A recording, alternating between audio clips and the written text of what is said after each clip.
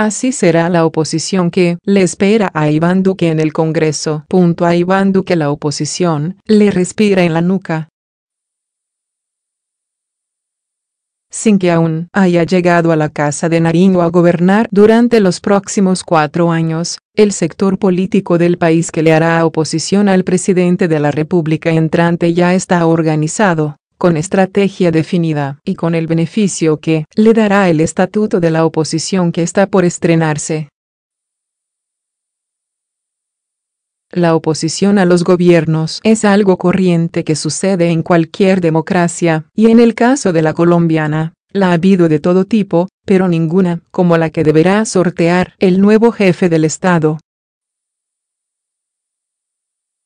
Esta oposición es abiertamente de izquierda y por primera vez en la historia tendrá garantías especiales para hacer su labor. Los tiempos cambian. A Iván Duque le corresponderá una oposición que será mucho más estructurada, organizada y pensada, que además encontrará en el estatuto de la oposición la normatividad legal para hacer uso de ese derecho. La ley fue uno de los resultados que dejó el acuerdo de paz con las FARC, una norma que, como lo recordó el presidente Juan Manuel Santos esta semana al sancionarla, no es otra cosa que una serie de garantías mínimas para que todos los partidos que se declaren en oposición frente al gobierno de turno ejerzan con total libertad y en igualdad de condiciones sus derechos democráticos. La que enfrentará Duque será una oposición de clara tendencia de izquierda. Allí están el Polo Democrático, el debutante partido FARC, Decentes, MAIS, la Unión Patriótica y el partido de centro-izquierda Alianza Verde. Un capítulo especial en esa oposición es el excandidato presidencial Gustavo Petro, quien pese a que es una de las voces más críticas contra Duque, no será el gran líder de la misma en el Congreso. Uno de los congresistas que estará en oposición será el representante a la Cámara David Racero, quien llega por la bancada de los Decentes.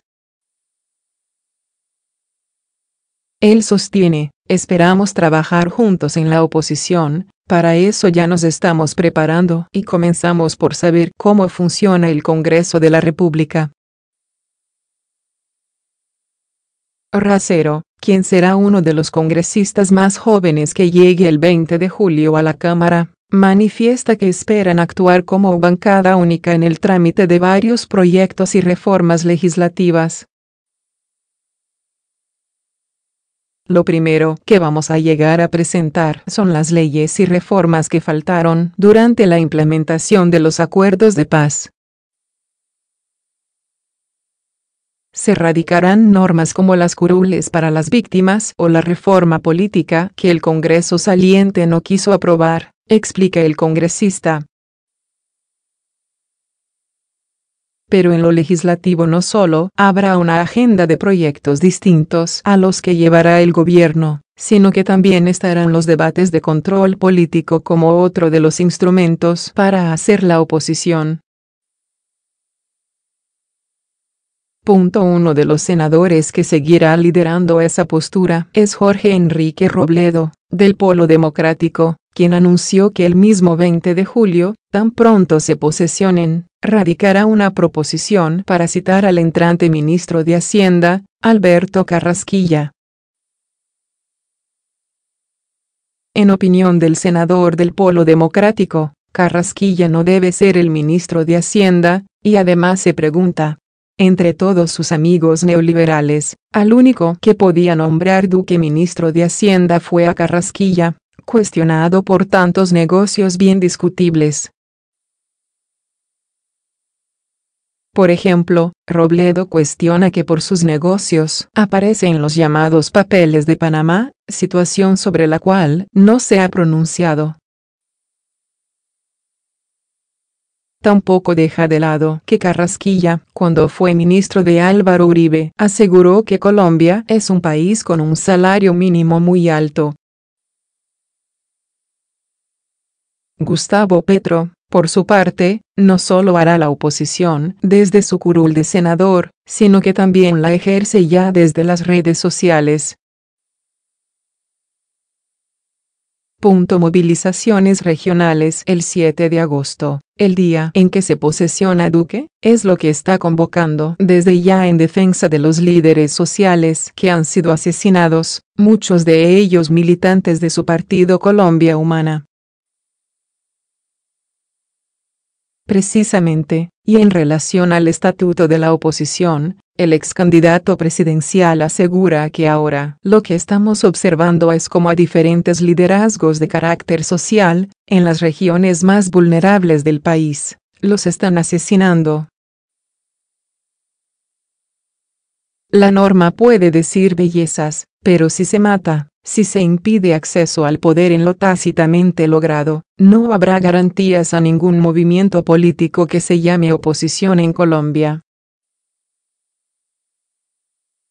El presidente de la Alianza Verde, Jorge Iván Ospina, asegura que también a la oposición se le debe garantizar que se cumplan sus derechos. Debemos estar atentos a que se reconozca la participación que nos corresponda en las mesas directivas en el Congreso, sostiene Ospina. Pero surge una duda sobre si realmente el estatuto de la oposición ya se puede ejercer, esto debido a que la ley sancionada indica que se deben reglamentar primero varias de sus normas. En todo caso, el gran problema que tendrá la variopinta oposición contra Duque es que entre varios de quienes la liderarán existen diferencias iguales o mayores que las que tienen frente al gobierno entrante. Por ejemplo, es pública la animosidad que existe entre el senador Jorge Robledo y el ex candidato Gustavo Petro. Al punto de que Robledo, a pesar de ser ideológicamente tan de izquierda como Petro, no quiso apoyar en segunda vuelta al líder de la Colombia Humana y prefirió apoyar el voto en blanco. Incluso, Robledo ya afirmó que Petro no será el jefe de la oposición. La gran duda que existe, entonces, es si los opositores lograrán superar sus diferencias y actuarán en bloque, o si, por el contrario, ejercerán una oposición fraccionada, lo que, por supuesto, los debilitará a todos. El Partido Liberal es uno de los partidos que en la historia reciente de Colombia han tenido más experiencia en hacer oposición. La última fue en contra del gobierno de Álvaro Uribe, entre 2002 y 2010. Recuerde. En 1998, cuando el conservador Andrés Pastrana Arango le ganó las elecciones al liberal Horacio Serpa, este anunció que tendría un gabinete a la sombra para hacerle seguimiento a la gestión del nuevo mandatario. Pastrana llegó a la presidencia de la República luego de haber sido el principal opositor del entonces presidente Ernesto Samper Pizano, incluso siendo quien denunció el escándalo de los narcocasetes, que revelaron la alianza de Samper con del Cartel de Cali. Pese a que el líder santanderreano anunció su oposición con vehemencia, con el paso de los meses no se cristalizó ese gabinete en la sombra y solo quedó una oposición más política desde el Congreso con la bancada del liberalismo, la cual, para la época, aún tenía una mayoría significativa.